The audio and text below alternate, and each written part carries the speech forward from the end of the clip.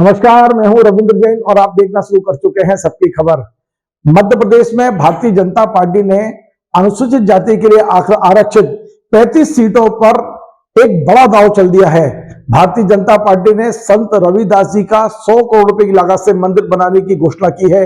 शिवराज सिंह चौहान इसे सरकारी मद से बनवाएंगे और सबसे बड़ी बात यह है कि प्रधानमंत्री नरेंद्र मोदी स्वयं 12 अगस्त को इसका भूमि पूजन करने आएंगे और इसके पहले 5 यात्राएं निकाली जा रही है जो पूरे मध्य प्रदेश के 46 जिलों में जाएंगी, 313 विकास खंडों में जाएंगी, 55,000 गांव में जाएंगी और 400 से अधिक जगह पर जन संवाद करेंगी।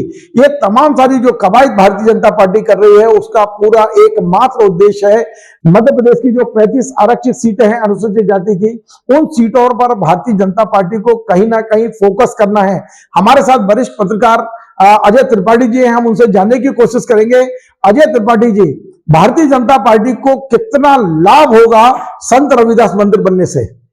देखिए रविंद्र जी, भारतीय जनता पार्टी इस पर इतना बड़ा गेम खेल इसलिए रही है कि सरकारी स्तर पर होने वाले कार्यक्रमों से बीजेपी को बहुत बड़ा लाभ होने जा रहा है, क्योंकि अनुसूचित जाति सीटें भले 35 आरक्षित हैं, पर मुझे लगता है कि लगभग आप भी जानते हैं कि 75 से 80 सीटें मध्य प्रदेश की ऐसी है, विशेषकर बुंदेलखंड का जो इलाका, बुंदेलखंड और चंबल का इलाका जो है, लगभग 75 से 80 सीटें जिन पर कि इनका प्रभाव पड़ता है। तो ये इतना बड़ा दांव बीजेपी इसलिए खेल रही है, बुंदेलखंड से खेल रही ताकि बुंदेलखंड से मैसेज सीधे सीधे कन्वे हो सके और बीजेपी को बड़ा लाभ हो सके। देखिए अजय त्रिपाठी जी, पिछली बार भी भारतीय जनता पार्टी में मुख्यमंत्री शिवराज सिंह चौहान ने चुनाव से पहले कहा था कोई माई का बाप आपका आरक्षण नहीं छीन सकता, और ये माई का बाप भारतीय जनता पार्टी और मुख्यमंत्री को भारी पड़ गया था। हमने देखा कि अनुसूचित जाति की 35 में से मात्र 16 सीटें जीत पाई थी बीजेपी।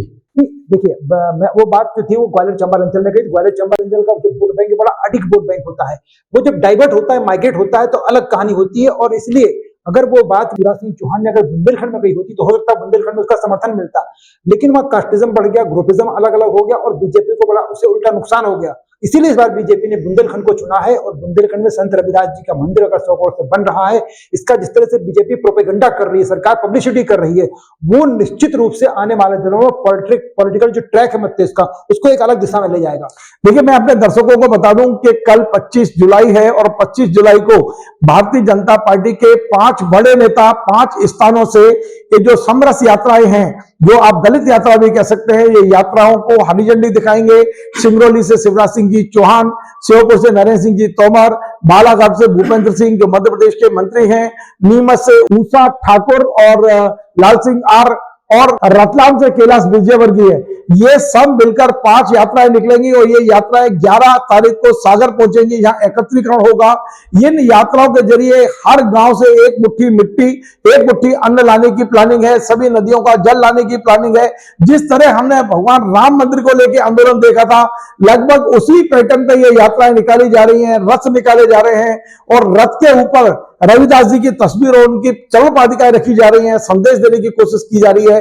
भारतीय जनता पार्टी दलितों की सबसे बड़ी हितकारी पार्टी है। अब मैं जानने की कोशिश कर रहा हूं अजय त्रिपाठी जी आपसे, ये जो यात्रा निकल रही है और 5 नेता हरी झंडी दिखा रहे हैं, इनमें दूर दूर तक सिंधिया जी और उनके समर्थक नहीं है, क्या कारण है? नहीं, मुझे लगता है कि सिंधिया को रिजर्व कोटे में रख रखा है बीजेपी ने, और सिंधिया को एक नेशनल इमेज के साथ बीजेपी चुनाव में उतारना चाहती है, क्योंकि 2024 का चुनाव बीजेपी ये मान के चल रही है ग्वालियर चंबल अंचल में सिंधिया का जो चेहरा है उसका उपयोग हो सकता है। इसीलिए मेरे ख्याल से सिंधिया समर्थकों को, सिंधिया को भी इसमें एक्टिव नहीं किया गया है।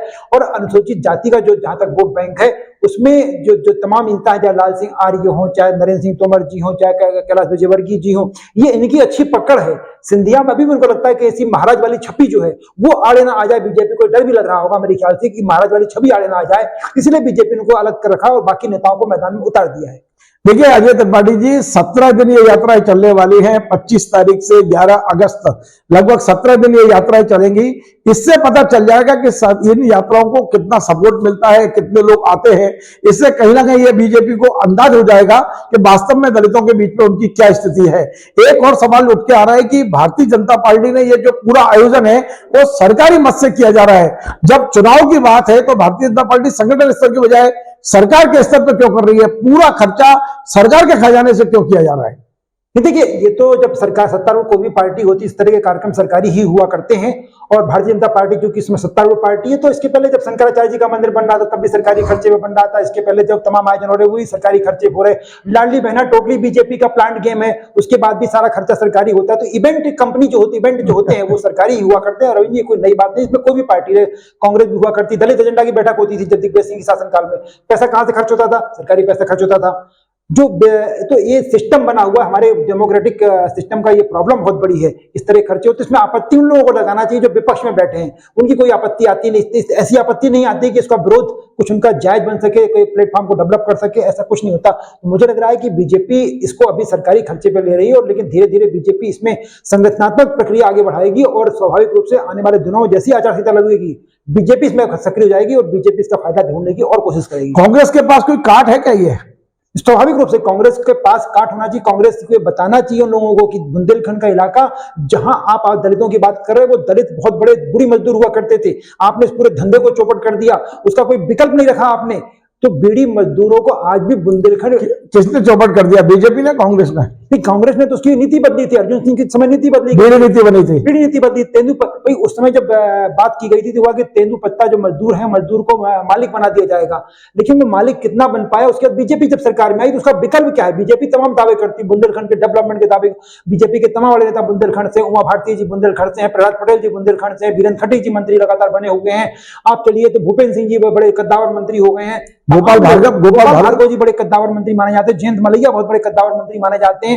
इसके बावजूद अगर बुंदेलखंड का डेवलपमेंट नहीं हो रहा तो ये सवाल कांग्रेस को पूछना चाहिए। अगर ये सवाल सहजता से खड़ा हो जाएगा तो बीजेपी को बहुत मुश्किल। एक आखिरी सवाल जी, अजय त्रिपाठी जी से आखिरी सवाल। 2018 में जब माई का लाल चला था तब भी बहुत से पत्रकारों ने ये दावा किया था कि इसका फायदा भारतीय जनता पार्टी को मिलेगा, दलित वोट उनको बड़ी तादाद में मिलेगा। लेकिन माई के लाल का इतना विरोध हुआ कि ना तो दलितों ने वोट दिया, ना ही गैर दलितों ने वोट दिया। अब ये जो यात्रा निकल रही है, इसका एक तो ये कि क्या वास्तव में दलित भारतीय जनता पार्टी से जुड़ेगा, और दूसरा सवाल इसी से है कि अकेले रविदास जी का मंदिर, क्योंकि आप जानते हैं कि संत रविदास जी कहीं ना कहीं जाटकों से जुड़े रहे, उनके समाज के संत हैं।